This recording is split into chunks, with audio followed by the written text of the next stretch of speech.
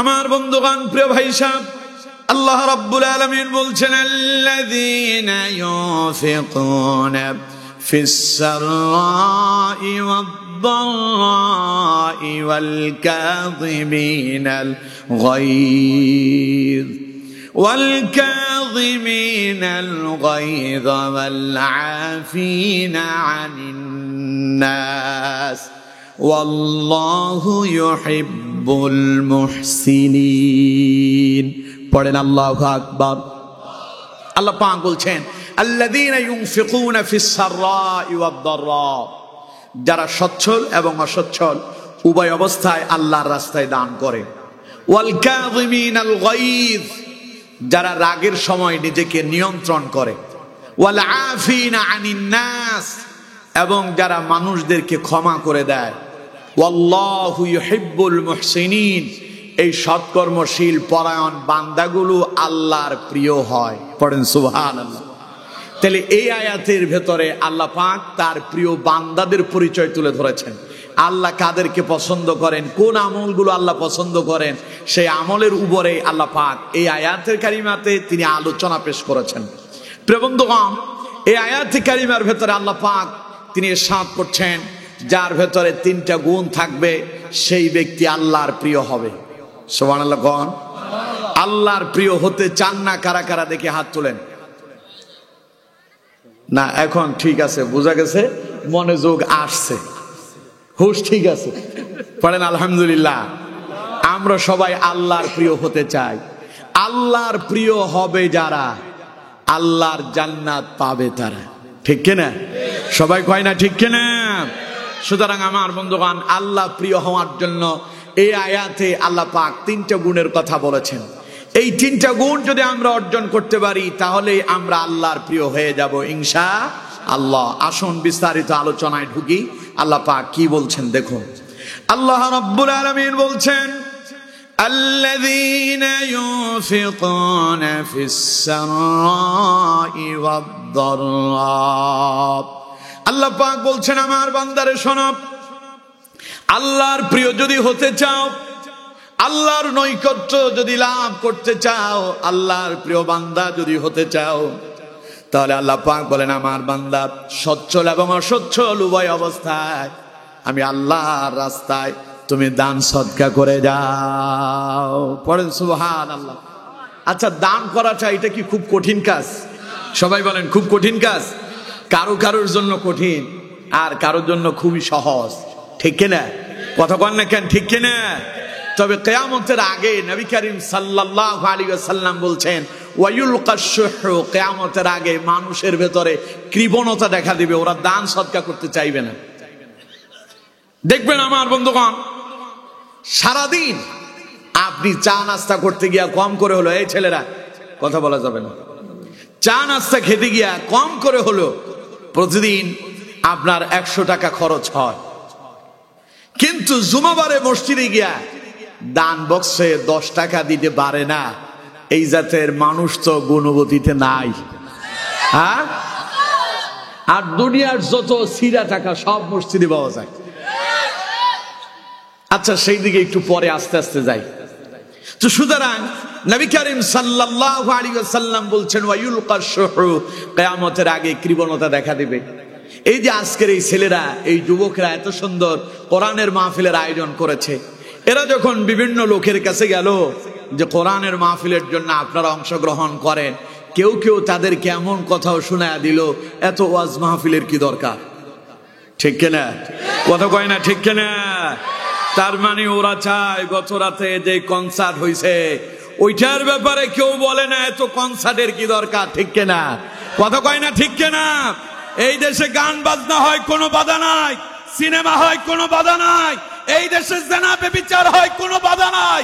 এই দেশে বাধা খালি এক জায়গায়, কোরআনের মাহফিল হলে বাতিলেরা কোরআনের বিরুদ্ধে লেগে যায়। ঠিক কিনা? 16 বছর যাবত এটা আমরা দেখতে দেখতে দারুণ অভ্যস্ত হয়ে পড়েছি। ওনারা চিনেন তো, ওরা কথা দিয়া কথা রাখলেন না। আফা কথা দিয়ে কথা রাখেন নাই। আপা বলছে আমি প্রয়োজনে এই দেশেই মরে যাব, পালাবো না, ঠিক না? বলার পরের দিনই আপা শর্ট করে এখান থেকে পালাইছে, এখন আবার শর্ট করে ঢুকতেও যাচ্ছে, ঠিক না? গুণবতীর লোকজন কয় অপেক্ষায় আছে, কুমিল্লায় যে লাশ পড়েছে প্রত্যেকটা লাশের বদলা নেওয়া হবে, ঠিক না? এই দেশের ছাত্র জনতার বুকে যারা অন্যায়ভাবে গুলি চালিয়েছে, আলেমদেরকে যারা হত্যা করেছে, 28 অক্টোবরে লগি বৈঠা দিয়া মানুষ হত্যা করে সেই লাশের উপরে যারা নৃত্য করেছে, ওদের কোনো ক্ষমা হবে না, হবে না, হবে না। অপেক্ষায় আছেন, অপেক্ষায় আছেন। যেই গর্ত আবু জাহেল রাসূলুল্লাহর জন্য খনন করছিল, ওই গর্তে আবু জাহেলই পড়ছিল। কথা কয় না কেন? ইতিহাস মনে হয় জানেন না? জানেন? গর্তে বইরা আবু জাহেল কয়, নবী আমার কি অপরাধ, তুমি এবার আমারে বাঁচাও। উনি বলেন, যখন গর্তে পড়লেন, উনি মানবতা বিরোধী অপরাধ ট্রাইব্যুনাল গঠন করে এই দেশের প্রখ্যাত মুফাসসিরে কোরআন, যিনি বাংলাদেশের তাফসীর মাহফিলের প্রতিষ্ঠাতা, হাজারো লক্ষ কোটি মানুষের হৃদয়ের স্পন্দন, আমাদের কলিজার টুকরা, ইসলামী আন্দোলনের যিনি রাহবার ছিলেন, আল্লামা দেলওয়ার হোসেন সাইদি রাহিমাহুল্লাহকে মিথ্যা মামলা দিয়া জেলখানায় বন্দী করে রেখেছিল, ঠিক না? উনি তার অপরাধ দেখে না। উনি আল্লামা সাইদিকে ফাঁসির কাস্টে ঝোলানোর জন্য মানবতা বিরোধী অপরাধ ট্রাইব্যুনাল গঠন করেছিলেন। আমরা তখন বলেছিলাম অপেক্ষা করেন, যে ট্রাইব্যুনাল গঠন করছেন ওইটাতে আপনাদেরই বিচার হবে। আপনারাও মানবতা বিরোধী অপরাধের বিচার করতেছেন, আমরাও মানবতা বিরোধী অপরাধের বিচারই সেখানে দেখবো ইনশাআল্লাহ। জোরে বলেন ইনশাআল্লাহ। এখন সেই আদালতে মামলা হয়েছে তাদের বিরুদ্ধে। আল্লাহ কয়, ওয়ামাকারু ওয়ামাকারাল্লাহ ওয়াল্লাহু খায়রুল মাকিরিন। জালেমেরা ষড়যন্ত্র চক্রান্ত করে, আল্লাহ কৌশল করে তাদের ষড়যন্ত্রকে নস্যাৎ করে দেন, ঠিক না? আল্লাহ কয়, আলাইসাল্লাহু বিআহকামিল হাকিমিন, সবচাইতে শ্রেষ্ঠ বিচারক যিনি, তিনি কে? আল্লাহ কয়, ইন্না বাতশা রাব্বিকা লাশাদীদ, আমি আল্লাহ ধরি না, ধরলে কিন্তু ছাড়ি না, ঠিক না? আল্লাহর মায়ের দুনিয়ার কথা কয় না, আল্লাহর মায়ের দুনিয়ার বাইর। কি জাতের বাইর হইছে? আল্লামা সাইদি বলেছিলেন, কথায় কথায় আমাদেরকে মৌলবাদ বলো, কথায় কথায় আমাদেরকে রাজাকার বলো, সময় একদিন আসবে আমরা মৌলবাদেরা মূলে থেকে এমন এক ঝাঁকুনি দেব, মামুর বাড়ি দিল্লি গিয়ে পড়বো, ঠিক না? ইতিহাস সাক্ষী, ওরা মামুর বাড়িতেই পড়েছে, ঠিক না? সুতরাং পালাবে কোথায়? পালানোর আর কোন জায়গা? আল্লামা সাইদি বলছিলেন, জায়গা একখান, মামুর বাড়ি ছাড়া আর কোথাও যাইতে পারবে না। সব দরজা যিনি বন্ধ করে দিলেন তিনি কে? আরো জোরে বলতে হবে, যিনি বন্ধ করলেন তিনি কে? সুতরাং মিয়া সাহেব চিন্তা ভাবনা করে কাম করেন। কোরআনের বিরুদ্ধে গেলেই আল্লাহর অ্যাকশন আছে না নাই? আরো জোরে বলেন, আছে না নাই? আল্লাহ ধরবে তো একদম চামড়া উঠায় ফেলবে, ঠিক না? আমাদের কোরআনের পাখিকে যারা মিথ্যা অপবাদ দিয়ে হত্যা করেছে, এই দেশে তাদের বিচার হবে, বলেন ইনশাআল্লাহ। উনি বলেন, আমার কি অপরাধ, আপনার অপরাধ 28 অক্টোবরে লগি বৈঠা দিয়া রাজপথে মানুষ হত্যা করে ওই মানুষের লাশের উপরে নৃত্য করেছেন, এটাই আপনার অপরাধ। আপনার অপরাধ শাপলা চত্বরে রাতের আধারে হাজার হাজার আলেমদের বুকে পাখির মতো গুলি করে হত্যা করেছেন, এটাই ছিল আপনার অপরাধ। আপনি আপনার অপরাধ দেখেন না, আপনার অপরাধ ইসলামী আন্দোলনের প্রথম সারির নেতাদেরকে মিথ্যা মামলা দিয়া ফাঁসির কাস্টে ঝুলিয়েছেন, এটাই ছিল আপনার অপরাধ। আপনার অপরাধ হলো 5 আগস্টে পালানোর আগে ছাত্র জনতার বুকে গুলি চালিয়ে হাজারের অধিক ছাত্রকে হত্যা করেছেন, এটাই ছিল আপনার অপরাধ। সুতরাং আসেন, সময় আছে, আপনারও বিচার বাংলাদেশের ওই ট্রাইব্যুনালেই হবে যেটা আপনি গঠন করেছেন, ঠিক না?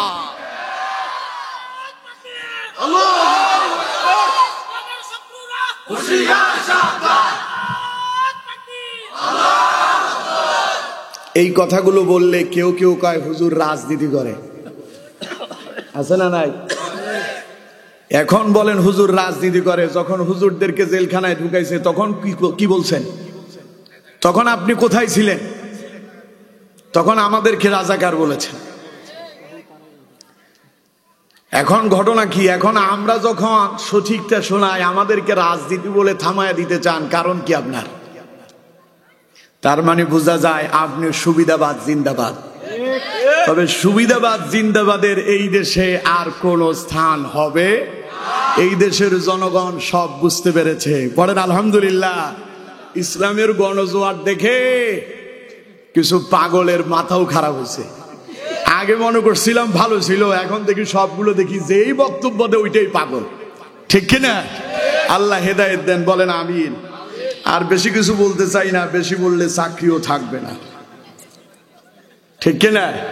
সুতরাং আমার বন্ধুগণ, চাকরি আর যাবে না। যাবে কেমনে? যারা চাকরি থেকে হুজুরদেরকে মসজিদ থেকে বের করেছিল ওরা তো নাই।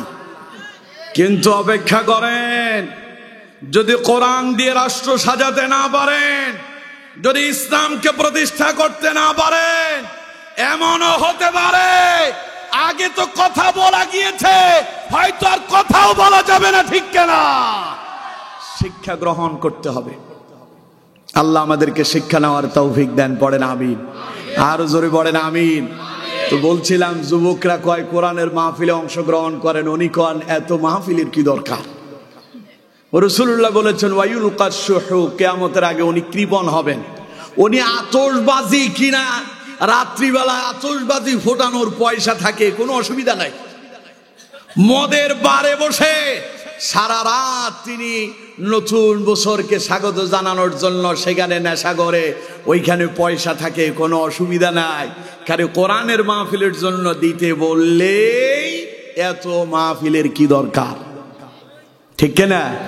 মাহফিল যদি না হতো এই দেশের জনতা এত তাড়াতাড়ি সজাগ হতো না, ঠিক কিনা? এই দেশের আলেমরা হক কথা বলার কারণে এই দেশের জনতা সজাগ হয়েছে, এই দেশের জনগণ সঠিক কিছু নিউজ তথ্য পেয়েছে, ঠিক কিনা? সুতরাং কোরআনের মাহফিলের দরকার আছে না নাই? এতে অংশগ্রহণ করলে খুশি হবেন কে?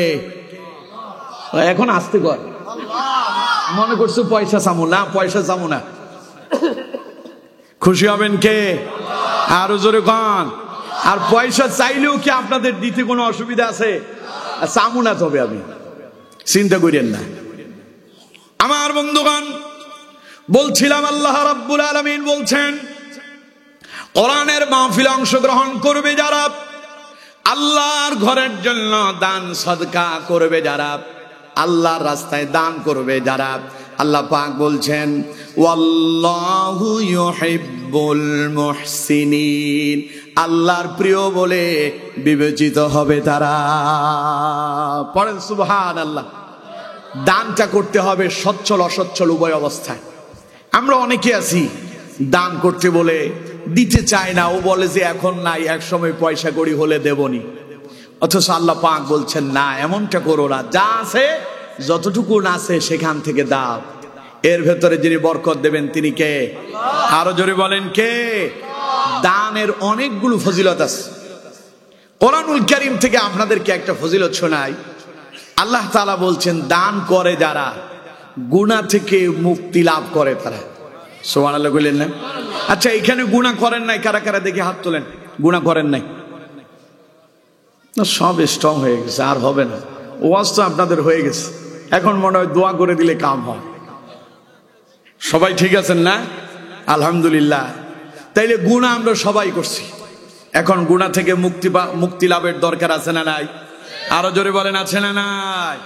দেখুন গুনাহ থেকে কেমনে মুক্তি পাবেন।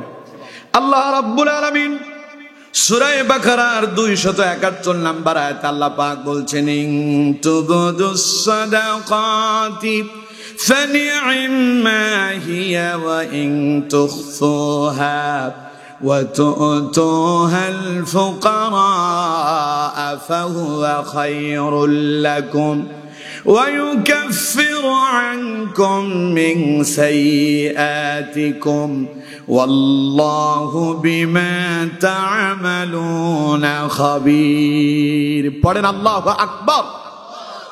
আল্লাহ পাক বলছেন ইন তুবদুস সাদাকাতি ফানি'মাহি, যারা প্রকাশ্যে আল্লাহর রাস্তায় দান করে সেটা উত্তম। ওয়া ইন তুখফুহা ওয়া তু'তুহাল ফুকারা ফাহুয়া খায়রুল লাকুম, তবে হ্যাঁ যারা গোপনে গরিব অসহায় দরিদ্রকে দেয় সেটা আরো উত্তম। সুবহানাল্লাহ। তাহলে দান কয়ভাবে করা যায়? সবাই বলেন কয়ভাবে? আমার দেশে অনেকে আছে কয় যে হুজুররা ওয়াজ করছে তোমার এমন ভাবে দান করবা ডান হাত কি দিল বাম হাত যেন টের না পায়।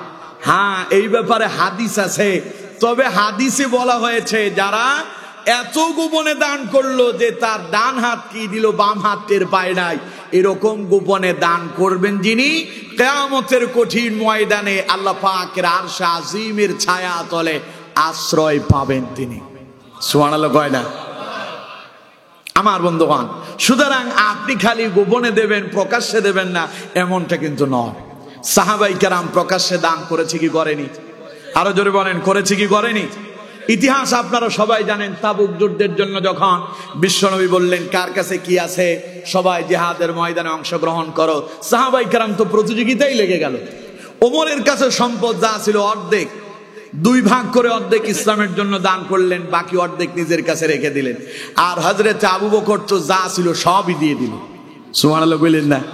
এটা আর ওয়াজ করে লাভ কি? আপনারা সবাই জানেন। সুতরাং আমার বন্ধুগণ, তাহলে ওই দানগুলো কি গোপনে ছিল না প্রকাশ্যে ছিল? আবার গোপনেও সাহাবায়ে কেরাম দান করেছেন। হযরত ওসমান এত বেশি দিয়েছেন, কত দিচ্ছেন ওসমান জানেনই না, খালি বস্তা এনে রাসূলের কাছে দিতেই লাগলেন। নবীজি হযরত ওসমানের দান দেখে বললেন, ওসমান আজকের পর থেকে তোমার আর কোনো ভয় নাই। সুবহানাল্লাহ কোন? তুমি মরলেই জান্নাতি। সুবহানাল্লাহ বলেন না? সুতরাং আমার দেশে অনেকে আছে দেখবেন প্রকাশ্যে দেয় না, না প্রকাশ্যে দেবেন। প্রকাশ্যে দিলে কি হবে? আপনাকে দেখে আরেকজন উদ্বুদ্ধ হয়ে সেও দিনের জন্য দান করবে। তাইলে 2টা সওয়াব হলো, আপনার থেকে আরেকজন শিখলো, আপনারে দেখে আরেকজন দান করলো। আর গোপনে যদি দেন ওটার সওয়াব হলো এই কিয়ামতের দিন আল্লাহ পাক আপনাকে আল্লাহর আরশ আজিমের ছায়া তলে আশ্রয়ের ব্যবস্থা করে দিবেন। পড়েন সুবহানাল্লাহ। তাইলে প্রকাশ্যে এবং গোপনে 2 ভাবে দান করা যাবে, কোনো অসুবিধা নাই। এবার প্রকাশ্যে এবং গোপনে যারা দান করবেন তারা কি পরিমাণ সওয়াব পাবেন আল্লাহ পাক বলছেন, وَيُكَفِّرُ عَنكُم مِّن سَيِّئَاتِكُمْ। আল্লাহ পাক বলছেন তোমরা যদি প্রকাশ্য এবং গোপনে যদি আল্লাহর রাস্তায় দান করতে পারো, জেনে রাখো আল্লাহ পাক তোমাদের কিছু কিছু গুনাহকে তিনি মোচন করে দেন। সুবহানাল্লাহ। বাড়ি যায় কইেন, গুনাহ মাফ করানোর জন্য কিয়ামতের দিন পয়সা দিয়েও পারবেন না। পারবেন? কথা কয় না পারবেন? সম্ভব নয়। সুতরাং আমার বন্ধুগণ, দুনিয়াতে যদি গুনাহ থেকে মুক্তি পেতে চান কিছু দান সদকা করে যান। যিনি ক্ষমা করে দেবেন তিনি কে? চিল্লায় বলেন তিনি কে? সুতরাং আমার বন্ধুগণ, এই জন্য দানের প্রতি আমাদেরকে প্রতিযোগিতা করতে হবে।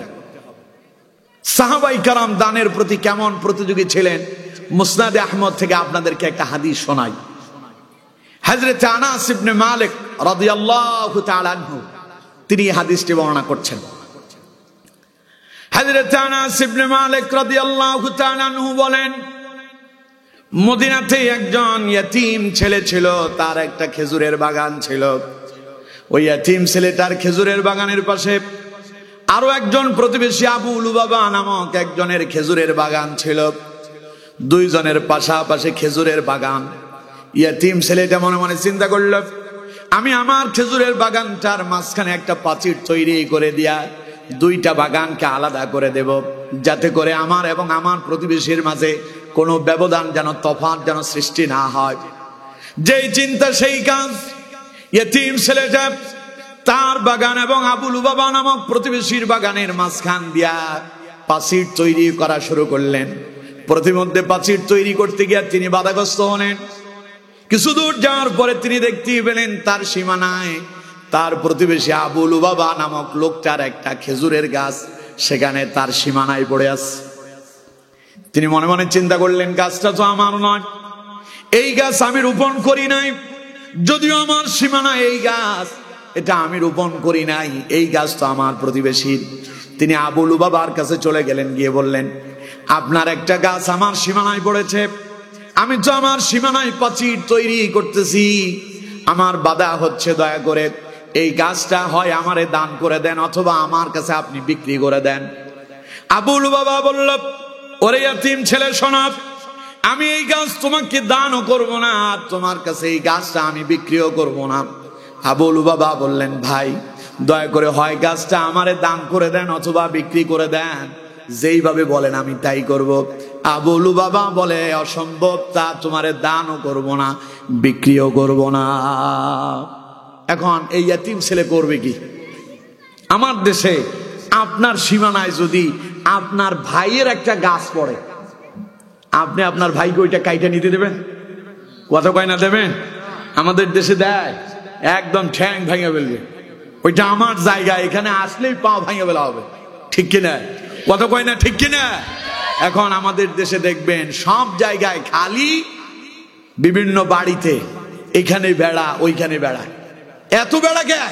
ওই যে জায়গা দখল করতেছে, ওনার জায়গা দিয়া রাস্তা গেল, উনি সেখানে প্রাচীর তৈরি করে দিলেন, কিন্তু উনি যে জায়গা দিয়ে হেঁটে বের হন ঘর থেকে, ওনারা জিজ্ঞাসা করেন, তুমি যেই রাস্তা দিয়ে যাও ওই রাস্তা কার? তখন আর কোনো কথা নাই, ওইটা কি তোমার বাপায়ের? রাস্তা যখন হয়েছে সেখানে তোমারটাও যাবে, প্রতিবেশীরটাও যাবে। তোমারটা তুমি যদি দখল করো, আরেকজনেরটা সেও যদি দখল করে, তাহলে যাবে কই? রাস্তা তো সব বন্ধ হয়ে যাবে। আমাদের দেশে আজকে এই জায়গা সম্পদ নিয়ে মারামারি আছে না নাই? ভাইয়ে ভাইয়ে মাথা ফাটাফাটি আছে না নাই? সন্তান তার বাপের পর্যন্ত হত্যা করতেছে, নাউজুবিল্লাহ বললেন না? আবু লুবাবা ইচ্ছে করলে সেই গাছ কেটে ফেলতে পারতেন, অথবা সেখান দিয়ে নিজের মতো করে প্রাচীর তৈরি করতে পারতেন, কারণ সীমানাটা ওই ইয়াতীম ছেলেটা। ইয়াতীম ছেলেটা সেই কাজ না করে প্রতিবেশী আবু লুবাবাকে বললেন, আপনি হয় গাছটা আমার কাছে বিক্রি করেন অথবা এটা আমারে দান করে দেন। আবু লুবাবা বলল, না, বিক্রিও করব না, দানও করব না। ইয়াতীম ছেলে চিন্তা করলো কি করা যায়। ছেলেটা রাসূলুল্লাহর কাছে চলে গেল, সমস্ত বৃত্তান্ত নবীজির কাছে খুলে বললেন। নবীজি বললেন, আবু লুবাবা কোথায় আছে, তারে ডেকে নিয়ে আসো। আবু লুবাবাকে নিয়ে আসা হলো রাসূলুল্লাহর সামনে। নবীজি বললেন, আবু লুবাবা রে, তোমার ওই সীমানার ভেতরে যে গাছ আছে, হয় গাছটা আমার এই ইয়াতীম ছেলেটারে দান করে দাও, না হলে তার কাছে বিক্রি করে দাও। আবু লুবাবা বললেন, ইয়া রাসূলুল্লাহ, আমি এটা দান করব না, বিক্রিও করব না। নবীজি বললেন, আবু লুবাবা রে, আমি নবী তোমাকে বলছি, এই গাছ তুমি তোমার ইয়াতীম এই ছেলেটারে দিয়ে দাও, না হয় তুমি তার কাছে এটা বিক্রি করে দাও। আবু লুবাবা বলল, ইয়া রাসূলুল্লাহ, বিক্রিও করব না, দানও করব না। নবীজি আবার বললেন, আবু লুবাবা, গাছটা হয় বিক্রি করো, না হলে দান করে দাও। আবু লুবাবা বলে, ইয়া রাসূলুল্লাহ, বিক্রিও করব না, দানও করব না। কয়বার হলো? কয়বার? সব সাহাবায়ে কেরাম চিন্তা করতেছে, নবীজি এতবার তারে রিকোয়েস্ট করে, ও কয় যে না, দানও করব না, বিক্রিও করব না। আল্লাহ নবী বললেন, আবু লুবাবা রে, তুমি যদি তোমার এই ইয়াতীম ভাইটাকে এই গাছটা যদি দান করে দাও, আমি নবী কিয়ামতের দিন তোমার জন্য জান্নাতে একটা খেজুর গাছের জিম্মাদার হয়ে যাব। এই গাছটা তোমার ভাইরে দান করে দাও, জান্নাতে তোমার জন্য আমি রাসূল একটা খেজুর গাছের জিম্মাদারি নিয়ে নিব। আমি তোমার একটা খেজুর গাছ আল্লাহর পক্ষ থেকে দিয়ে দেব। পড়েন সুবহানাল্লাহ। আবু লুবাবা কয়, হুজুর, কাম হবে না। আমাদের দেশে এইরকম কিছু শক্ত দিলের লোক আছে না নাই? আরো জোরে বলেন, আছে না নাই? ওরে হাজার চেষ্টা করবেন, ওর পকেট থেকে 2 টাকা বের হবে না, এত কঠিন। নবীজি বললেন, আবু লুবাবা, গাছটা ওরে দাও, আমি নবী গ্যারান্টি দিচ্ছি জান্নাতে তোমার জন্য একটা খেজুর গাছের বন্দোবস্ত হবে। আবু লুবাবা কয়, হুজুর, জান্নাতের খেজুর গাছ লাগবে না, আমার এটা হইলেই চলবে। সব সাহাবায়ে কেরাম চুপ হয়ে গেল, এই বেটা বলে কি, রাসূলুল্লাহর কথা শুনতেছে না। পাশে একজন সাহাবী ছিলেন, নাম হলো আবু দাহদা রাদিয়াল্লাহু তাআলা আনহু। হযরত আবু দাহদা রাদিয়াল্লাহু তাআলা আনহু বললেন, ইয়া রাসূলুল্লাহি সাল্লাল্লাহু আলাইহি ওয়াসাল্লাম, হুজুর আমি যদি আমার ওই ইয়াতীম ভাইটাকে এই গাছটা ক্রয় করে আমি যদি তার এটা দান করে দেয়, তাহলে কি ওই জান্নাতে একটা খেজুর গাছের মালিক আমি হতে পারবো নাকি? নবীজি বললেন, আবু দাহদা তুমি যদি ওই গাছটা তোমার ইয়াতীম ভাইটারে দান করে দিতে পারো, আমি নবী গ্যারান্টি দিলাম, আমি নবী জান্নাতে তোমার জন্য একটা খেজুর গাছের জিম্মাদার হয়ে যাব। সাহাবী আবু দাহদা রাদিয়াল্লাহু তাআলা আনহু আবু লুবাবাকে ডেকে বললেন, আবু লুবাবা, মদিনায় যে আমার 600 সুস্বাদু মিষ্টি খেজুরের বাগান আছে, 600 গাছ বিশিষ্ট একখান বাগান আছে, তা কি তুমি জানো? আবু লুবাবা কয়, এই কথা কে না জানে? তখন হযরত আবু দাহদা রাদিয়াল্লাহু তাআলা আনহু বললেন, আমার ওই খেজুর বাগানে যে একটা বাড়ি আছে তা জানো? কয় হ্যাঁ। তিনি বললেন, আমার সেই খেজুর বাগানে যে একটা বড় কূপ আছে তা কি জানো? বলল যে হ্যাঁ। হযরতে আবু দাহদা রাদিয়াল্লাহু তাআলা আনহু বললেন, তাহলে আমার ওই 600 মিষ্টি খেজুর গাছের বাগানটা, ওই 600 গাছ বিশিষ্ট ওই বিশাল বাগানটা আমি তোমাকে দিচ্ছি, বিনিময় ওই একটা খেজুর গাছ তুমি আমারে দাও। সুবহানাল্লাহ কইলেন না? আবু লুবাবার মাথা একদম হ্যাং হয়ে গেছে। ও চিন্তা করতেছে, বলে কি একটা গাছের জন্য 600 গাছ দেবে, তাও মদিনার বিখ্যাত খেজুর বাগান, যেই বাগানের খেজুর অত্যন্ত সুস্বাদু। ভেতরে আছে একটা বাড়ি যেখানে হযরত আবু দাহদা রাদিয়াল্লাহু তাআলা আনহু তার পরিবার নিয়ে বসবাস করতেন। আমার বন্ধুগণ, আবু লুবাবা এবার উপস্থিত সাহাবীদেরকে ডেকে বললেন, আবু দাহদা বলে কি, তার কথা তোমরা শুনতে পেয়েছো নাকি?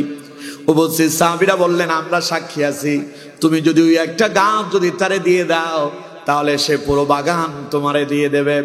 এবার আবু লুবাবা বললেন, তাহলে আমি প্রস্তাবে রাজি।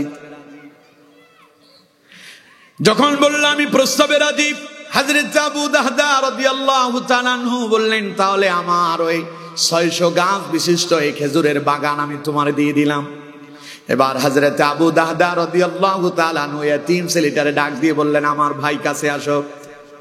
আমার ভাই, ওই খেজুর গাছটা এখন আমার, যেটা তোমার সীমানার প্রাচীরে বাধা হয়ে দাঁড়িয়েছে, ওই খেজুরের গাছ আমি তোমারে দান করে দিলাম।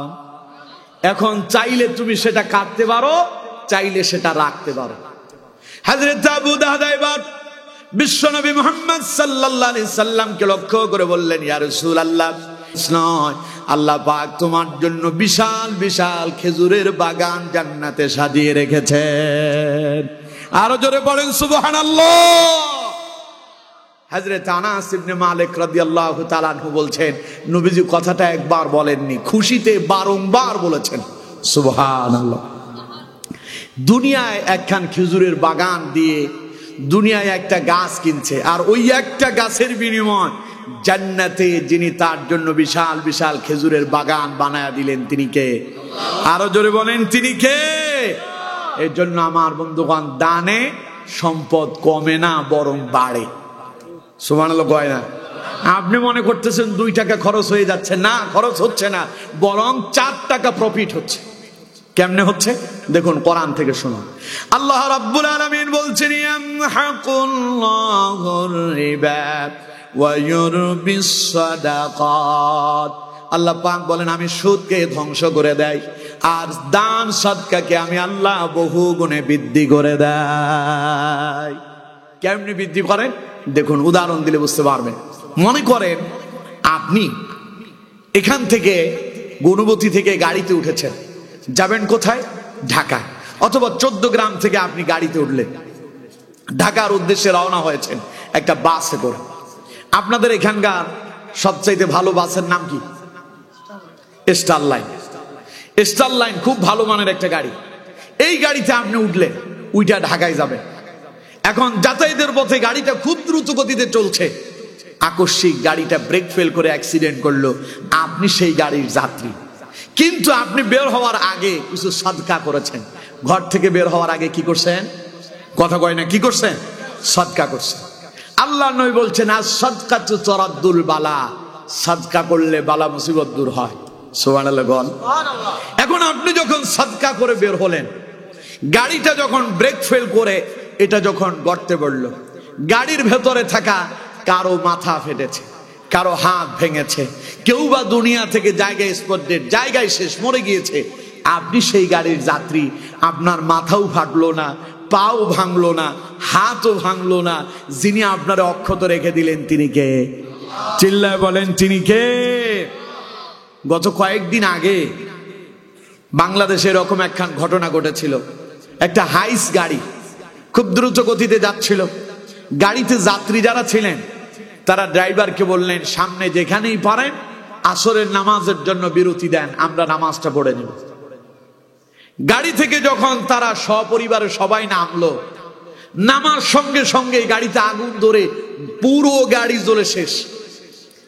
কোন তো এই লোকগুলোর যিনি বাঁচাইয়া দিলেন তিনি কে? তারা কি পড়তে চাইলো? কথা বলেন কি? সুবহানাল্লাহ কইলেন না? আল্লাহর পথে যায় যারা, আল্লাহ তাদের পক্ষ অবলম্বন করে বিপদ থেকে বেঁচে যান তারা। পড়েন সুবহানাল্লাহ। আল্লাহ যদি কারো পক্ষ নেয় তার জীবনে আর কোনো চিন্তা আছে? কথা বলেন, চিন্তা আছে? আপনি দান করলেন, দান করার পরে আল্লাহ তাআলা আপনার দানটাকে বাড়ায়া দিলেন। কেমনে বাড়ায়া দিলেন? আপনি গাড়িতে থাইকা আপনারও মাথাটা ফেটে যেতে পারত, আপনার একটা হাত ভেঙে যেতে পারত, আপনার একটা পা ভাঙতে পারত। এরপরে আপনি হসপিটালে যেতে কয়েক লক্ষ টাকা খরচ হতো, কিন্তু যাওয়ার সময় গাড়িতে উঠার আগে একজন ভিক্ষুক আপনার কাছে এসে বলল, আল্লাহর ওয়াস্তে আমারে কিছু দান করেন। আপনি চিন্তা করলেন আমি সফরে যাচ্ছি, আল্লাহ সফরে বিপদ মুসিবত থেকে আমারে হেফাজত করো, এই কথা মনে মনে নিয়ত করে আপনি তার 10 টাকা সদকা করে দিলেন, 10 টাকা দান করলেন। এই 10 টাকার বিনিময়ে যিনি আপনার 10 লক্ষ টাকা সেভ করে দিলেন তিনি কে? এবার আসেন, আল্লাহ বলছেন ইয়ামহাকুল্লাহুর রিবা, সুদকে আল্লাহ ধ্বংস করে দেন। সুদ আল্লাহ কেমনে ধ্বংস করে? যারা সুদের কারবার করে। সুদের কারবার তো আপনাদের এই গুণবতীর মানুষজন করে না। সুদ আছে গুণবতীতে। সুদের সাথে যারা সম্পৃক্ত আছেন মনে রাখবেন তাদের উপরে প্রতিনিয়তই আল্লাহর গজব পড়তেছে। কথা আমার না রাসূলুল্লাহ? সবাই বলেন আমার না রাসূলুল্লাহ? হাদিস থেকে শুনুন, আল্লাহ নবী বলছেন লানা রাসূলুল্লাহি সাল্লাল্লাহু আলাইহি ওয়াসাল্লাম আকিলার রিবা ওয়া মুকিলাহু ওয়া কাতিবাহু ওয়া শাহিদাই। নবীজি বললেন সুদের সাথে সম্পৃক্ত 4 ব্যক্তির উপরে আল্লাহর লানত। 1 নাম্বার যিনি সুদ খান, 2 নাম্বার যিনি সুদ দেন, 3 নাম্বার যিনি সুদের লিখক হন, 4 নাম্বার যিনি সুদের সাক্ষী হন। এই 4 ব্যক্তির উপরে যিনি লানত দিয়েছেন তিনি কে? আরো জোরে বলেন কে? আল্লাহ যদি কারোরে লানত দেয় তার আর বাঁচার কোনো সুযোগ আছে? আল্লাহ লানত দিয়েছিল ফেরাউনরে, 1 মুহূর্তের ভেতরে সমুদ্রের ভিতরে ডুবায়া চুবায়া ফেরাউনরে আল্লাহ শেষ করে দিয়েছে। ফেরাউন বাঁচতে পারছে? কথা কয় না বাঁচতে পারছে? আল্লাহর গজব এসেছিল নমরুদের উপরে। এই নমরুদরে মারার জন্য আল্লাহ কি আসমান থেকে বোমা বর্ষণ করেছিল? কথা কয় না? বোমা বর্ষণ করছে, কামান বন্দুক রাইফেল ব্যবহার করছিল। নমরুদের মারার জন্য আল্লাহ যেটা পাঠালো ওটার নাম মশা। যে কোন জাতেরটা? ল্যাংড়া। নোয়াখালী এবং কোম্পানিগঞ্জ, এরপরে ফেনী, এরপরে কুমিল্লা, এখানকার ভাষা কয় ল্যাঙ্গা। ঠিক কিনা? চলতে পারে না, ফিরতে পারে না, মাজুর। এই মাজুর মশা দিয়া নমরুদের জায়গায় যিনি কুপকাত করলেন তিনি কে? আরো জোরে বলেন তিনি কে? সুতরাং আল্লাহ যদি কারোর উপরে গজব দেয় ওনার সময় মাত্র 45 মিনিট থাকে। কথা কয় না? 16 বছর ছিল যারা ক্ষমতার পাওয়ার দেখিয়েছিল, তারা কথায় কথায় খেলতে চেয়েছিল। প্রথম জন কই খেলা হবে, আমি বললাম যে বডি ফিটনেস ঠিক আছে, খেলতে পারবে। লোকজন আবার তারে বলে উনি নাকি নারায়ণগঞ্জের, না নারায়ণগঞ্জের কি গডফাদার। হ্যাঁ, নারায়ণগঞ্জের গডফাদার। চিন্তা করলাম না বডি ফিটনেস ঠিক আছে, যেইভাবে ধমক দিয়ে বলছে আসো খেলা হবে, আমি বললাম যে বাপ রে বাপ, আসলেই খেলতে পারবে। ওনার অনুসরণ কইরা আরেকজন এলো, উনি কয় 4 আলিফ টান দিয়া খেলা হবে। আমরা বললাম বাপ রে বাপ, শরীরের দিকে তাকাইলে মনে হয় আমার ফেনীর ভাষায় বলে এক সাইয়ার বল নাই, হাতে লাইট দোয়াইছে। কথা কয় না, এক সাইয়ার বল নাই, হাতে লাইট দোয়াইছে, ঠিক কিনা? বাপ রে বাপ, তার শরীরের চাইতে কথা বেশি। আমার দেশে কেমন একখান কথা কয়, কয় নিগুর মুয়া, আর তারপরেটা না না, আমাদের ফেনীর ভাষায় কয়, কয় নিগুর মুয়া কুত্তা, গু খাইবে জম। চেহারা দেখলে না না না না খামু না, কিন্তু ভালোটা খায় না, ময়লাটা খায়, ঠিক কিনা? কথা কয় না, ঠিক কিনা? সাইড আলিফ টান দিয়ে যখন বললো, আমি বললাম যে বাপরে বাপ, শরীরের দিকে তাকাইলে মনে হয় এক সাইয়ার বল নাই, হেমিয়া বলে লাইক গো আঙ্গুল লগে, কয় একবারে হালাই বললাই জাগা হাইতো না, কইছে না? আসলে হলাই বেল্লাই হেতারাই জাগা হয় না, ঠিক কিনা? বাপরে বাপ, খেপটি কি খেলা হবে?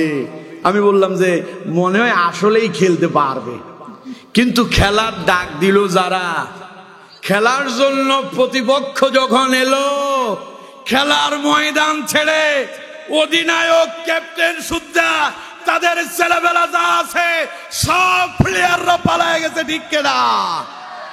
তার মানে বোঝা যায় খেলতে চেয়েছে, একটু ধমক দিল আর কি, আসলে পায়ের নিচে মাটি নাই, ঠিক কিনা? কথা কয় না, ঠিক কিনা? সুতরাং আমার বন্ধুগণ, বলেছিলাম এমন কিছু মানুষ আছে যাদের উপরে আল্লাহর গজব পড়ে, আল্লাহর গজব পড়লে বাঁচার জন্য ওরা কোনো পথই খুঁজে পায় না, ঠিক কিনা? ওনার ছেলে কয় যে ছেলে আমার একখান হইছে, আমার একজনে জিজ্ঞাসা করছে ছেলের কি নাম রাখছো? কয় যে নাম রাখছি জয়। কয় কিসের জয়? ই তো এক নমরুদ পয়দা হুয়া। খুব খুশি হয়ে কয়, উনি জানে না নমরুদ কোন জাতের শয়তান, ঠিক কিনা? আচ্ছা, আপনারা কেউ আপনাদের ছেলের নামে 1 কোটি টাকা দিলে নমরুদ রাখবেন? একেবারে খুব খুশি কইরা টেলিভিশনের সামনে এসে কয়, আল্লাহ কয় নমরুদের যে পরিণতি হয়েছে, নমরুদের পরিবারের পরিণতি একই হবে, ঠিক কিনা? আল্লাহ ধরছে 45 মিনিট সময়। সেনাপ্রধান কয়, ম্যাডাম 45 মিনিট আপনারে নিরাপত্তা দেব, থাকলে থাকেন, এরপরে আমরা আর আপনার সাথে নাই। এরপরে তিনিও নাই। গজব এলো কোত্থেকে? কথা কয় না, গজব এলো কোত্থেকে? আল্লাহর গজব যদি কারোর উপরে পড়ে, ওর বাঁচার কোনো পথ নাই। নবীজি বলছেন, লানা রাসূলুল্লাহি সাল্লাল্লাহু আলাইহি ওয়াসাল্লাম আকিলার রিবা ওয়া মুকিলাহু ওয়া কাতিবাহু ওয়া শাহিদাই। যারা সুদের সাথে সম্পৃক্ত হয়, সুদের সাথে সম্পৃক্ত 4 ব্যক্তির উপরে আল্লাহর লানত। যিনি সুদ দেন, যিনি সুদ নেন, যিনি সুদের লিখক হন, যিনি সুদের সাক্ষী হন, এই 4 ব্যক্তির উপরে যিনি লানত দেন তিনি কে? এবার সুদে তো টাকা বাড়ে, সুদে দেখা যায় কি হয়, অনেক পয়সা, খালি লাভ, প্রতি লাখে আসে 1000 টাকা। কিন্তু দেখেন আল্লাহ যদি গজব দেয়, কোটি কোটি টাকা ব্যাংক অ্যাকাউন্টে থাকবে, সব জব্দ হয়ে যাবে, খেতে পারবে না, ঠিক কিনা? কথা কয় না, ঠিক কিনা? ওই যে চেনেন না তারে, শামসুদ্দিন চৌধুরী মানিক, যাওয়ার আগের দিনও টেলিভিশনের টক শোতে এক উপস্থাপিকাকে একেবারে নাজেহাল বানায় দিছে। এই দেশের সব রাজাকার, খালি ওনারা মুক্তিযোদ্ধা। রাজাকার যাদেরকে বলতো, টুপি দাড়ি পাঞ্জাবি দেখলেই কইতো রাজাকার, সেই রাজাকারের সুরত দইরা পালানোর জন্য যখন বুয়াডারে গেল, 10 তলা থেকে কলা পাতায় যিনি তারে নামায়া দিলেন তিনি কে? আরো জোরে বলেন কে? ওরে যখন বিজিবি ধরছে, গলাতে একখান গামছা ছিল, বিজিবি গামছা টেনে ধরতেছে আর টানতেছে, আর আমি মনে মনে ভাবতেছি, হায় রে হায়, কথায় কথায় বলতো ইসলামী আন্দোলনের নেতাদেরকে ফাঁসি দিয়েছি, আমি সাইদির ফাঁসির দণ্ড শুনিয়েছি। আমি তখন বলছিলাম, অপেক্ষা করো, ওই রশি তোমার জন্য অপেক্ষা করছে। এই দেশের ইসলামী আন্দোলনের প্রথম সারির নেতাদের গলাতে যে রশি ঝোলানো হয়েছিল, ওটা দুনিয়ার মানুষের চোখে যদিও রশি ছিল, ওনারা এটাকে রশি হিসেবে নেন নাই, বরং জান্নাতের মালা হিসেবে, ফুলের মালা বলে গ্রহণ করেছে, ঠিক কিনা? তাই বলে ফাঁসির কাস্তে যাওয়ার আগে বিচলিত হন নাই। মাওলানা মতিউর রহমান নিজামী সাহেব ছেলের জিজ্ঞাসা করতেছে, আব্বা আজ তো আমাকে ফাঁসির মঞ্চে নিয়ে যাওয়া হবে, কোন পোশাক পরবো? সুবহানাল্লাহ বলেন না। আচ্ছা কোন তো, একটা মানুষ মরবে, তার কি এখন পোশাক নিয়ে চিন্তা ভাবনা করার কথা? আচ্ছা নতুন পোশাক পরে মানুষজন যায় কই? শ্বশুর বাড়িতে যায়, বেড়াতে যায়, বিভিন্ন জায়গায় যখন বেড়াতে যায় তখন নতুন পোশাক পরে। মাওলানা মতিউর রহমান নিজামী উনি মনে হয় যেন কোথাও বেড়াতে যাচ্ছেন, আসলেই বেড়াতে যায়, কারণ তার আল্লাহর কোরআনের কথা বলার কারণে, কোরআনের পক্ষে অবস্থান নেওয়ার কারণে, ইসলামী আন্দোলন করার কারণে জালেমেরা তাদেরকে ফাঁসি দিয়ে দিচ্ছে। ওনারা এটাকে ফাঁসি মনে করেন নাই, ওনারা মনে করেছেন আল্লাহর জান্নাতকে আলিঙ্গন করছে, ঠিক কিনা? এই জন্য তারা সেই ফাঁসির রশিটাকে জান্নাতের ফুলের মালা মনে করে সেটাকে গলাতে ঝুলিয়ে নিয়েছেন। আর যারা তাদেরকে ওই রশি বরালো, ওদের গলাতে ওই গামছা যখন দিল, বিজিবি প্রধান তার যখন, একজন বিজিবি যখন তার কলার চেপে ধরছে, গামছা টান দিয়ে কয়, তোর নাম কি? কয় আমি সাবেক বিচারপতি শামসুদ্দিন চৌধুরী মানিক। কয় টুনি কালা মানিক কে? ঠিক কিনা? রশিটা এমন ভাবে টান দিয়ে ধরছে মনে হয় যে গরু টানতেছে, কথা কয় না? আল্লাহ কয় আলাইসাল্লাহু বিআহকামিল, আলাইসাল্লাহু বিআহকামিল। আল্লাহ যদি চান 10 তলা থেকে নামায়া কলা পাতায় শোয়ান, যার উজ্জ্বল দৃষ্টান্ত ওই শয়তানটা। তাইলে এদের উপরে কার গজব? জোরে বলেন কার? টাকা ছিল কিন্তু কাজে লাগে নাই, ওই টাকা নিয়ে পালাইতে পারে নাই। আল্লাহ কয় ইয়ামহাকুল্লাহুর রিবা, সুদের সাথে যাদের অর্থ গড়ি লাগবে এইভাবে ধ্বংস হয়ে যাবে। ওয়ায়ুরবিস সাদাকাত, আর সদকা করো, আমি আল্লাহ তোমার সম্পদ বহুগুণে বাড়ায় দেব। সুবহানাল্লাহ কয় না? সুতরাং আমার বন্ধুগণ, আল্লাহর যদি প্রিয় হতে হয় তাহলে দান করতে হবে কয় অবস্থায়? সবাই বলেন কয় অবস্থায়? আল্লাহ পাক বলছেন আল্লাযীনা ইউনফিকুনা ফিস সাররাই ওয়াদ-দাররা। আল্লাহর প্রিয় হলো তারা সচ্ছল এবং অসচ্ছল উভয় অবস্থায় দান করে যারা। এজন্য আমার বন্ধুগণ, সচ্ছল এবং অসচ্ছল উভয় অবস্থায় আল্লাহর রাস্তায় দান করতে রাজি আছেন তো? কথা বলেন আছেন তো? দেখি তো কারা কারা আছেন। লিল্লাহি তাকবীর, লিল্লাহি তাকবীর। আল্লাহ আমাদের হাতগুলো কবুল করেন, পড়েন আমিন। আরো জোরে পড়েন আমিন। তাহলে সচ্ছল এবং অসচ্ছল উভয় অবস্থায় দান করলে আল্লাহ পাক আপনাকে তার প্রিয় বান্দা বলে গ্রহণ করবেন। এই গেল একটা। এখন রাত 11টা, তার মানে একটা বলতেই 1 ঘন্টা শেষ, বাকি আছে আরো 2টা। 2টার বিস্তারিত বলতে গেলে আরো 2 ঘন্টা কম করে হলেও লাগবে, কিন্তু যেটা শেষ করছি ওইটাতে আরো আছে, আর বলতেছি না আর কি। ওই যে বললাম না মসজিদে সিরা টাকা দেন, ওইটা সম্পর্কে বলবো, একটু একটু বলবো। কিন্তু আজকে রাতই শেষ হয়ে যাবে।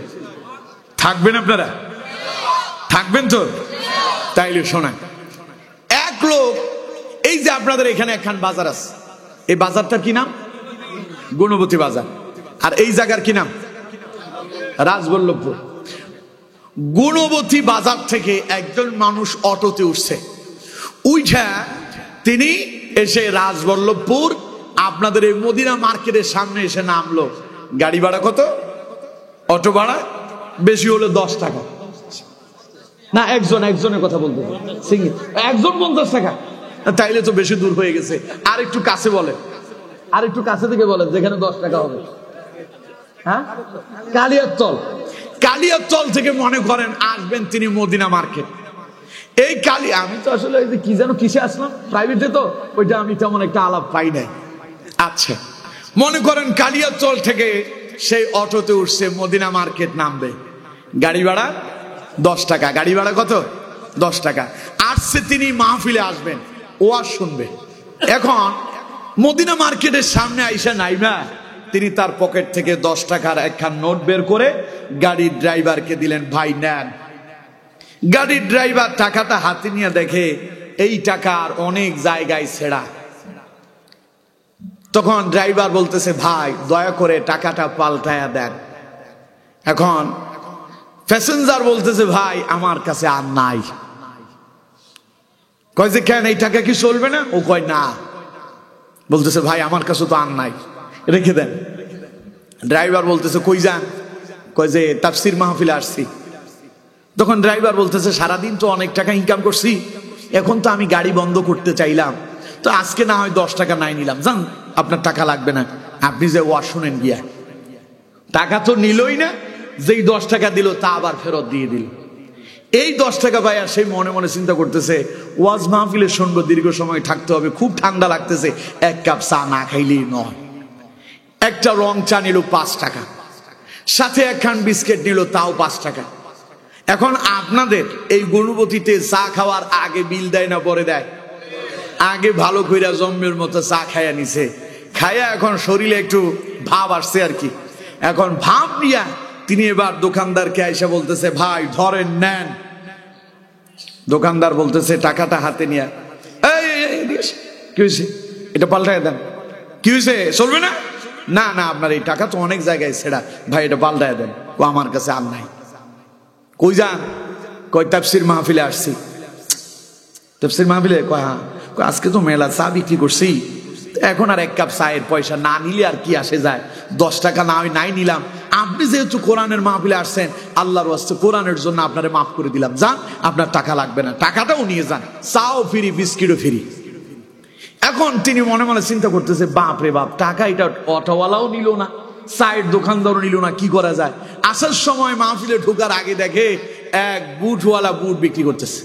বুটওয়ালারে বললে, এই 10 টাকার বুট দাও। 10 টাকার বুট দেওয়ার সঙ্গে সঙ্গে আবার ওই যারা বুট বিক্রি করে ওদের আবার পলিসি সিস্টেম সুন্দর, এটার সুন্দর করে বানাইয়া একদম সিস্টেম করে দিছে, নেন। উনি নিয়ে এই 2-4টা প্রথমে এখানে দাঁড়ায় দাঁড়ায় হুজুরের দেখে কিছু মেরে দিছে, বিসমিল্লাহি আলা বারাকাতিল্লাহ। কারণ 2-4টা না খেলে তো টাকার সমস্যা। কিসের সমস্যা? টাকার সমস্যা। তিনি বিসমিল্লাহি আলা বারাকাতিল্লাহ বলে 2-4টা খেয়ে ফেললেন। খাওয়ার পরে এখন তিনি দোকানদার ওই বুটওয়ালা বলতেছে, ভাই টাকাটা দেন, আমি চলে যাব। উনি বলতেছে, আরে রাখো, ওয়াজ শুনতেছি, একটু দাঁড়াও। কিছুক্ষণ পরে খায়া মোটামুটি অর্ধেক শেষ। এখন বুটওয়ালা বলতেছে, ভাই টাকাটা দেন না, আমি যাই। তো বাইর করে ওই 10 টাকা ধর নে। বুটওয়ালা হাতে নিয়ে দেখে যে বাপ রে বাপ, টাকা তো বহু জায়গায় ছেঁড়া। বলতেছে, ভাই টাকাটা পাল্টায়া দেন। কে, চলবে না? ওই না, এটার অনেক জায়গায় ছেঁড়া। ভাই আমার কাছে তো আর নাই। বুটওয়ালা চিন্তা করতেছে, বুট তো অর্ধেক খেয়েই ফেলছে, ফেরত আর নেবো কি? বলতেছে, আচ্ছা ঠিক আছে, কই যাও? কয় ওয়াজ শুনতে আসছি। আচ্ছা ঠিক আছে, তাইলে আর এখানে দাঁড়ায় থাকার দরকার নাই, 10 টাকা নিয়ে যাও, মাহফিলে চলে যাও। উনি চিন্তা করতেছে, বাপ রে বাপ, মাহফিলে আসছি, কি সুন্দর সিস্টেম, আজকের গাড়ির ভাড়াও লাগলো না, এরপরে চায়ের দোকানদারও নিল না, বুটওয়ালাও নিল না। বসে বসে বুট খায় আর মনে মনে চিন্তা করে, এই 10 টাকা কি করা যাবে। পরের দিন সকালবেলা শুক্রবার, হঠাৎ করে 12টা বাজে মসজিদ থেকে জুমার নামাজের আজান। আজান যখন ভেসে আসলো, তখন তিনি তার বউরে জিজ্ঞাসা করতেছে, কিরে কয়টা বাজলো, আজকে এত তাড়াতাড়ি আজান দেয়? জানো না আজকে শুক্রবার? তিনি ও আচ্ছা আচ্ছা। এবার তিনি মনে মনে চিন্তা করতেছেন শুয়ে শুয়ে, গতকাল যেই 10 টাকা ওই অটো ড্রাইভারও নিল না, যেই 10 টাকা চাওয়ালাও নিল না, বুটওয়ালাও নিল না, এটা আজকে মসজিদের দান বক্সে দান করে দেব, কারণ ওইখানে আর কেউ দেখবে না। ঠিক কিনা? কথা কয় না, ঠিক কিনা? আল্লাহ তারে 3 জায়গায় রাখলো সচল। গাড়ি ড্রাইভার থেকে তারে বাঁচায়া দিল, চাও ফ্রিতে খাওয়ালো, এরপরে বুটও ফ্রিতে খাওয়ালো। ও আল্লাহর উপরে খুশি হয়ে আল্লাহরে অসল একটা নোট দিল। কামটা কি ঠিক হয়েছে? কথা কয় না কেন? ঠিক হয়েছে। এখন গুণবতীতে এই রাজবল্লভপুর জামে মসজিদে তো এইরকম ছিঁড়া টাকা পাওয়া যায় না। হ্যাঁ, কে দেয়? হ্যাঁ, মাহফিলের প্রধান বক্তা। কথা কয় না, প্রধান বক্তা কে দেয়? ওইটা আর কয় না। হুজুর ঘটনা তো আমি ঘটাইছি, এখন কেমনে কই? কামটা কি ঠিক করতেছেন? কথা কয় না, ঠিক করতেছেন? আল্লাহরে দিবেন যেটা সচল ওইটা, অসলটা আল্লাহরে দিয়েন না। অসল মাল কেউ নেয় না, আল্লাহরে দিলে আল্লাহ কেমনি নিবে তা কেমনি চিন্তা করতেছে। আল্লাহ আপনারে দেয় সব সময় সচল, আপনি দেন আল্লাহরে অচল। তার মানে আপনি আল্লাহর সাথে দুর্নীতি করতেছেন। আল্লাহর সাথে যারা দুর্নীতি করবে ওদের বাঁচার কোনো পথ আছে? এর জন্য দান হতে হবে উত্তমটা। কোনটা? সবাই বলেন কোনটা? এর জন্য দেওয়ার সময় কসকসে যেটা, এটা দেবেন। বুঝতেছেন? আমি দেই, আমি যখন দেই তখন এটা দেয়। আমি দেখি আমার পকেটে সবচাইতে ভালো নোট কোনটা আছে, ওইটা আমি দান করি। ঘর থেকে বের হওয়ার সময় প্রতিদিন আমি সদকা করি। আমার ঘরে একটা সদকা বক্স আছে। আমি আমার মিসেসকে বলি সব সময় নির্দিষ্ট একটা পরিমাণ তাকে বলে দেয়, এটা তুমি প্রতিদিন ওই সদকা বক্সে রেখে দেবে। এরপরে মাঝে মধ্যে নিজে তো পথে ঘাটে কত মান্যত করতেছি, নিয়ত করতেছি, সেগুলো তো দিচ্ছি আলহামদুলিল্লাহ। সুতরাং আমার বন্ধুগণ, দিবেন যতটুকুন আছে ততটুকুনের ভেতরে দেবেন। যিনি বরকত দেবেন তিনি কে? আরো জোরে বলেন, যিনি বরকত দেবেন তিনি কে? সুতরাং দানের প্রতি আমাদেরকে উদ্বুদ্ধ হতে হবে, দানের হাত প্রসারিত করতে হবে। পারবো তো ইনশাআল্লাহ? আল্লাহ আমাদেরকে তৌফিক দান করুন, পড়ুন আমিন। এরপরে আসেন, আল্লাহ রাব্বুল আলামিন বলছেন, الذين ينفقون في السراء والضراء। আল্লাহ পাক বলছেন আল্লাহর প্রিয় পছন্দনীয় পাত্র হলো তারা সচ্ছল এবং অসচ্ছল উভয় অবস্থায় আল্লাহর রাস্তায় দান করে যারা।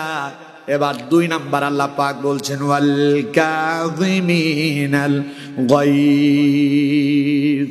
আল্লাহর প্রিয় হওয়ার জন্য দ্বিতীয় যে আমলটা করতে হবে তা হচ্ছে রাগকে নিয়ন্ত্রণ করতে হবে। রাগ নাই এরকম কোন মানুষ আছে? আপনারা আছেন কেউ রাগ নাই এরকম কেউ আছেন? সবার রাগ আছে। রাগ এমন একটা জিনিস, আমার দেশের ভাষায় বলে আর কি, রাগ নাকি মানুষের বুদ্ধিকে নষ্ট করে দেয়। আসলে রাগ খালি মানুষের বুদ্ধি নষ্টই করে না, বরং রাগ মানুষকে জাহান্নামের দিকে ধাবিত করে। কারণ নবী করিম সাল্লাল্লাহু আলাইহি ওয়াসাল্লাম বলছেন রাগ আছে শয়তানের তরফ থেকে। রাগ আসে কার তরফ থেকে? স্বামী স্ত্রী দুইজনের ঝগড়া হয়েছে, মাঝখানে 3 নাম্বার যেটা ঢুকে যায় ওর নাম শয়তান। ওর নাম কি? শয়তান। শয়তান তখন ভেতরে ঢুকে স্বামীর ওয়াসওয়াসা দেয়, তালাক মেরে দে, তালাক মেরে দে। কি মার? কথা কয় না, কি মেরে দাও? তালাক মেরে দাও। তিনি গেলেন অফিসে। অফিসে বসের সাথে বনিবনা হয় নাই, ঝগড়া হয়েছে, মন খারাপ। এখন অফিসে তো বস কি কিছুই বলতে পারে নাই। দুপুরবেলা বাড়িতে আসছে খেতে, বউরে বলতেছে এই তাড়াতাড়ি খাবার দাও। বউ বলতেছে একটু অপেক্ষা করো, খাবারটা রেডি হচ্ছে, 5টা মিনিট আমার সময় দাও, খাবার তোমার সামনে এনে দিচ্ছি। 5 মিনিট অপেক্ষা তিনি করলেন। একটু পরে যখন খাবার এলো, তাড়াহুড়ো করে রান্না করছে তো লবণে একটু কম হয়েছে। মিয়া সাহেবের তো আজকে মেজাজ খারাপ, বসের সাথে হয়েছে খারাপ ব্যবহার, বসের কিছুই বলতে পারে নাই। বউ রান্না করে খাবার দিল তাড়াতাড়ি করে, লবণ একটু কম হয়েছে, ওনার মেজাজ খারাপ হয়ে গেল। প্লেটটারে টান মেরে আছাড় মেরে ফুলের উপরে ফেলে দিছে, ওটা ভেঙে শেষ। দাঁড়ায় বলতেছে খোদার 30টা দিন একটা দিনও তোর খাবারের স্বাদ পাই না, আর তোর সাথে আমার হবে না, তোরে তালাক দিয়ে দিলাম। 1 তালাক, 2 তালাক, 3 তালাক, তোর 14 গোষ্ঠী শুদ্ধ তালাক। ঠিক কেনা? মারতেছে তো মারছে, কয়টা মারছে? 14 গোষ্ঠী শুদ্ধ সব। 3টার পরে কয়টা? 14 গোষ্ঠী। আমার বন্ধুগণ, এই যে তালাক মারল, বউ এবার কান্না করতেছে। উনি তালাক দিয়ে গিয়া উনি খাটের উপরে শুয়ে আছেন, স্ত্রী চলে গেলেন বেডরুমে, কান্না করতেছে আর কাপড় চোপড় গোছাচ্ছে। কারণ স্বামী যখন তালাক দিল, বউ এখন স্বামীর ঘরে আর থাকতে পারবে না, একজনের সঙ্গে আরেকজনের দেখা দেওয়াই হারাম। তাই স্ত্রী কাপড় চোপড় যখন ভাঁজ করতেছে, স্বামী বেচারা দীর্ঘ সময় যখন ড্রয়িং রুমে শুয়ে আছেন, কিছুক্ষণ পরে তার মনে হলো আচ্ছা কামটা যে আমি করলাম, বউরে যে তালাক দিলাম, এটা তো ঠিক করলাম না, কি করা যায়? আচ্ছা দেখি তো বউ আমার কি করতেছে। গেল বেডরুমে, বেডরুমে যায় দেখে যে বউ তার লাকিজ গোছাইতেছে। জিজ্ঞাসা করলো কি হয়েছে বউ, লাকিজ গোছাও কেন? ময়নার মা টিয়া বাবু পাখি, ময়না পাখি, জান, সোনা পাখি আরো যা আছে সব বলতেছে, এত তাড়াতাড়ি তুমি লাকিজ গুছাও কেন, কই যাও? কই তুমি জানো না তুমি যে আমারে তালাক দিছো, এখন আমার জন্য তুমি হারাম, আর তোমার সাথে আমার চলবে না। আমি আমার বাবার বাড়ি যাওয়ার জন্য তৈরি হচ্ছি, বাবার বাড়িতে ফোন দিয়েছি, গাড়ি আসবে, একটু পরে আমি চলে যাব। স্বামী বলতেছে রাখো, তুমি কি মাসালা জানো? আমি কি তোমার ইচ্ছাকৃত তালাক দিছি? আমার মেজাজ ঠিক ছিল না, মাথা খারাপ হয়েছে বলে তালাক দিছি, একটু অপেক্ষা করো, আমি ইমাম সাহেবের কাছে যাচ্ছি, উনি অবশ্যই আমাকে একখান সলিউশন দেবেন। খতিব সাহেব মাওলানা কি হুজুরের নাম কি গো, আব্দুল হাকিম সাহেবের কাছে আসছে। হুজুর আসসালামু আলাইকুম। হুজুর কি রে, আজকে এই দুপুর বেলা খেতে বসলাম, এই মুহূর্তে উনি বলতেছে ওয়ালাইকুম আসসালাম, ঘটনা কি? হুজুর আমার দুইটা ছেলে আপনার বক্তব্যে পড়ে, চেনেন? চেনি।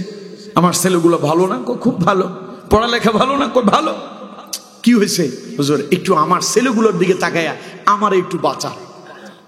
মাওলানা সাহেব বলতেছে ঘটনা কি? কি হয়েছে আপনার? আপনারে বাঁচাবো কি? আপনার সমস্যা কি তা তো আমারে বলবেন। হুজুর আপনি জানেন না, দুইটা ছেলে আমার কত সুন্দর, এদের চেহারার দিকে তাকায় একটু আপনি আমারে বাঁচান। মাওলানা সাহেব মনে করলো মনে হয় টাকা পয়সার কোনো একটা বিপদ পড়ছে। আরে ভাই কি লাগবে বলেন, আমি দেখি কি করা যায়। হুজুর আমি কিন্তু ইচ্ছাকৃত কামটা করি নাই। হুজুর বলতেছে কি করেন নাই তা তো বলবেন। হুজুর আমি আবারও বলতেছি আমি ইচ্ছাকৃত করি নাই। কেমনে করছে? হুজুর আমি অশিক্ষিত মানুষ তো, বাঙ্গাল মানুষ তো, কোরআন হাদিস তেমন একটা জানি না, মেজাজ খারাপ হয়েছে তাই কামটা করে ফেলছি। হুজুর বলতেছে আরে মিয়া সাহেব কি হয়েছে তা তো বলবেন। হুজুর আমি আমার বউটারে রাগ করে তালাক দিয়ে দিছি। আসলে অফিসে বসের সাথে আমার একটু ঝগড়াঝাটি হয়েছে তো, মাথা খারাপ ছিল, আমি নিজের কন্ট্রোল করতে পারি নাই, মেজাজ খারাপ ছিল তো বুঝতে পারি নাই, তা বউ তালাক দিয়ে দিছে। হুজুর বললো যে কয় তালাক দিছেন? কয় 3 তালাক। তা আপনি 3 তালাক পর্যন্ত গেলেন কেন? মেজাজ খারাপ হয়েছে আপনি 1 তালাক দিচ্ছেন। হুজুর আমি তো অশিক্ষিত মানুষ, এটা আমার সঙ্গে হয়েছে, আমার কাছে আসছে এরকম মাসালা নিয়ে। জুমার নামাজ পড়ানোর জন্য ঢুকলাম, একজন আইসা বললো যে হুজুর চেয়ারম্যান সাহেব আপনার কাছে পাঠাইছে একটা মাসালার জন্য। আমি বললাম যে কিসের মাসালা? হুজুর আমি তো বাঙ্গাল মানুষ, আমি তেমন কোনো হাদিস কোরআন তো জানি না, আমি এখন কাম করে ফেলছি। এখন চেয়ারম্যান সাহেব বলছে হুজুর যদি ফতোয়া দেয় তাহলে তুমি তোমার বউ ফিরে পাবে। আমি বললাম যে ঘটনা তো খারাপ, কি হয়েছে? হুজুর আমি বউ তালাক দিয়ে ফেলছি। তা বললাম যে বউ তালাক দিলেন কেন? হুজুর মেজাজ ঠিক ছিল না তো তাই এই কামটা হয়ে গেছে। আমি বললাম যে কয় তালাক দিছেন? কয় হুজুর 3 তালাক। বললাম যে আপনি নাকি জানেন না বাঙ্গাল মানুষ, 3 তালাক পর্যন্ত গেলেন কেন? আপনি তো না জানলে বললেন যে তোরে তালাক দিলাম, এর দূরে বলতে পারতেন, আপনি 3-এ গেলেন কেন? তার মানে আপনি জেনে শুনেই তালাক দিয়েছেন, ঠিক কিনা? কথা কয় না কেন, ঠিক কিনা? এখন আপনি জেনে বুঝে মেজাজ খারাপ কইরা একজন মানুষকে গুলি করে হত্যা করে ফেলছেন। এখন আদালতে উঠলেন, জজ সাহেব যখন আপনার ফাঁসির রায় শোনাচ্ছে অথবা যাবজ্জীবন আপনার কারাদণ্ড শোনাচ্ছে, আপনি বলতেছেন যে মাই লর্ড আমি তো আসলে বুঝতে পারি নাই, মেজাজ খারাপ ছিল, তাই আমার বন্দুকটাও কাছে ছিল, গুলি করে দিয়েছি, আমারে কি ক্ষমা করা যায় না? জজ সাহেব কি বলবেন? জজ সাহেব বলবেন তুমি জেনে করো আর না জেনে করো, হত্যার আসামি তুমি, এখন তোমাকে যে আদেশ রায় শোনানো হচ্ছে তা মাথা ফেটে নিতে হবে। তো স্বামী আর স্ত্রী যখন ঝগড়া বাঁধলো, মাঝখানে 3 নাম্বার ইবলিস আইসা এমন কুমন্ত্রণা দিছে, উনি 3 তালাক পার হইয়া 14 গোষ্ঠী শুদ্ধ সবাইরে দিয়ে দিছে। কামটা করলো কেডা? শয়তান। আল্লাহ নবী বলছেন ইন্নাল গাদাবা মিনাশ শাইতানি ওয়া ইন্নাশ শাইতানা খুলিকা মিনান নার। আল্লাহ নবী বলছেন রাগ আসে শয়তান থেকে, আর শয়তান হলো আগুনের তৈরি। শয়তান কিসের তৈরি? আল্লাহ নবী বলছেন শয়তান হলো আগুনের তৈরি। ওয়া ইন্নামা তুতফাউন নারু বিল মাই, আর আগুন নেভানো যায় পানি দিয়া। ফাইদা গাদাবা আহাদুকুম ফালইয়াতাওয়াদ্দা, সুতরাং তোমাদের কারো যদি মেজাজ খারাপ হয়ে যায়, যদি রাগ এসে যায়, তাহলে সঙ্গে সঙ্গে তোমরা ওযু করে নাও। সুবহানাল্লাহ বলেন না? এর চাইতে সহজ আর কোনো সমাধান আছে? সুবহানাল্লাহ কোন? মেজাজ খারাপ হয়েছে, বউয়ের সঙ্গে বনিবনা হচ্ছে না, কোনো কথা নাই, বাদ দেন, সব বাদ দেন, বুঝবেন শয়তান আপনার ভেতরে ঢুকে পড়ছে। ইন্নাল গাদাবা মিনাশ শাইতান, শয়তান আপনার মেজাজ খারাপ করে দিচ্ছে। নবী করিম সাল্লাল্লাহু আলাইহি ওয়াসাল্লাম বলছেন, ওয়া ইন্নাশ শাইতানা খুলিকা মিনান নার, শয়তান হলো আগুনের তৈরি। এরপরে রাসূলুল্লাহ বলেছেন, ওয়া ইন্নামা তুদফাউন নারু বিল মা, আগুন নিবানো যায় পানি দিয়া। সুতরাং ফাইদা গাদাবা আহাদুকুম ফালইয়াতাওয়াদ্দা, মেজাজ খারাপ হলে ওযু করো, তোমার রাগ নিয়ন্ত্রণ হয়ে যাবে। সুবহানাল্লাহ কোন? এই আমলটা করতে পারবেন তো? সবাই পারবেন তো ইনশাআল্লাহ? এই গেল একটা। আরেকটা আপনাদেরকে কৌশল শিখায়া দেই। বিশ্বনবী রাসূল করিম সাল্লাল্লাহু আলাইহি ওয়াসাল্লাম বলছেন, ইদা গাদাবা আহাদুকুম ওয়া হুয়া কাইম, নবী করিম সাল্লাল্লাহু আলাইহি সাল্লাম বলছেন, একজন মানুষের মেজাজ খারাপ হয়েছে দাঁড়ানো অবস্থায়। কোন অবস্থায়? দাঁড়ানো অবস্থায়। সাধারণত মানুষ যখন ঝগড়া লাগে, যখন মেজাজ খারাপ হয়, রাগ হয়, তখন কিন্তু দাঁড়ায় থাকে। নবী করিম সাল্লাল্লাহু আলাইহি ওয়াসাল্লাম বলছেন, ইদা গাদাবা আহাদুকুম ওয়া হুয়া কাইমুন ফালইয়াজলিস, যখন দাঁড়ানো অবস্থায় মেজাজ খারাপ হয়েছে, সঙ্গে সঙ্গে বসে যাও। সুবহানাল্লাহ কোন? নবী করিম সাল্লাল্লাহু আলাইহি ওয়াসাল্লাম বলছেন, ফাইন যাহাবা আনহুল গাদাব, এতে যদি রাগ নিয়ন্ত্রণ হয় তাহলে তো ভালো কথা, ওয়া ইল্লা ফালইয়াস্তাজি, আর যদি রাগ যদি বসার পরেও নিয়ন্ত্রণ না হয় তাহলে শুয়ে যাও। সুবহানাল্লাহ কয় না? রাগ নিয়ন্ত্রণ হবেই। ওই যে বললাম না, তালাক দেওয়ার আগে মাথা ঠিক ছিল না, তালাক দিয়া যখন বিছানায় শুয়ে পড়ছে তখন মাথায় আসছে কাম তো ঠিক করি নাই। এখন মাওলানা সাহেবের কাছে দৌড়ায়, এখন আর কোনো কাম হবে? কথা কয় না, এখন আর কোনো কাম হবে? সুতরাং রাসূলুল্লাহ বলছেন, দাঁড়ানো অবস্থায় মেজাজ খারাপ হয়েছে বসে যাও, রাগ নিয়ন্ত্রণ হয় নাই শুয়ে যাও, রাগ নিয়ন্ত্রণ হয়ে যাবে। কয়টা বললাম? দুইটা। কয়টা? এক নাম্বার ওযু করবেন, দ্বিতীয় নাম্বার দাঁড়ানো থাকলে বসে যাবেন, বসা অবস্থায় রাগ নিয়ন্ত্রণ হয় নাই শুয়ে যান। তিন নাম্বার রাসূলুল্লাহ আরেকটা পন্থা অবলম্বন করার জন্য আমাদেরকে শিখায় দিলেন, ওটা আরো সহজ। আল্লাহ নবীর সামনে দুইজন ব্যক্তি ঝগড়া লেগে গেল, একজন আরেকজনকে গালমন্দ করতেছে। যিনি গালমন্দ করতেছেন আর যারে গালমন্দ করা হচ্ছিল, ওই মানুষটার ঘাড়ের রগগুলো ফুলে যাচ্ছে, চোখগুলো লাল লাল হয়ে গেল। বিশ্বনবী রাসূল করিম সাল্লাল্লাহু আলাইহি ওয়াসাল্লাম বলেন, এই দুইজন লোকের রাগ নিয়ন্ত্রণ করার জন্য আমি একটা দোয়া জানি, ওরা যদি ওই দোয়াটা পড়ে তাহলে তাদের রাগটা নিয়ন্ত্রণ হয়ে যাবে। নবীজি বলেন, সেই দোয়াটা হলো আউযু বিল্লাহি মিনাশ শাইতানির রাজিম। পারেন না? কথা কয় না, পারেন না? সবাই পড়েন, আউযু বিল্লাহি মিনাশ শাইতানির রাজিম। আল্লাহ নবী বলেন, রাগ যখন এসে যায়, কেউ যদি বলে আউযু বিল্লাহি মিনাশ শাইতানির রাজিম, হে আমার রব, বিতাড়িত শয়তানের ওয়াসওয়াসা থেকে তোমার কাছে পানা চাচ্ছি, আল্লাহ নবী বলেন, সঙ্গে সঙ্গে আল্লাহ পাক শয়তানের ওয়াসওয়াসা থেকে তার হেফাজত করবেন, আর রাগটা নিয়ন্ত্রণ হয়ে যাবে। বউ তালাকও দেওয়া লাগবে না, সন্তান নিয়ে চিন্তাও করতেই হবে না, ইমাম সাহেবের কাছে গিয়া কান্নাকাটিও করতে হবে না। মেজাজ খারাপ হলো, প্রয়োজনে ওযু করে নেন।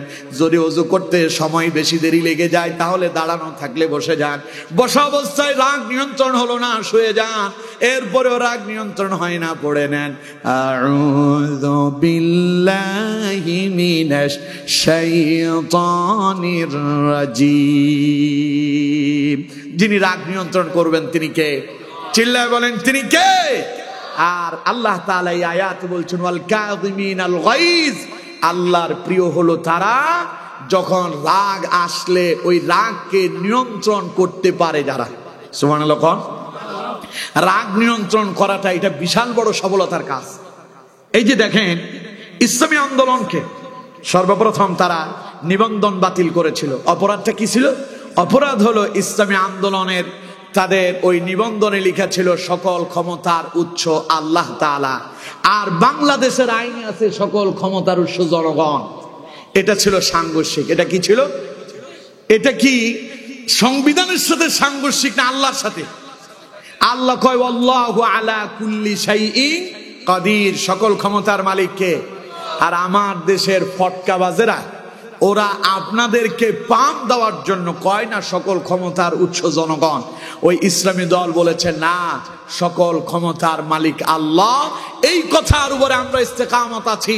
প্রয়োজনে আমাদের নিবন্ধন বাতিল হবে, আমাদেরকে নিষিদ্ধ করা হবে, এরপরেও আমরা এই কথা থেকে এক বিন্দু পরিমাণ পিছু হতে যাব না, যাব না, যাব না, ঠিক কিনা?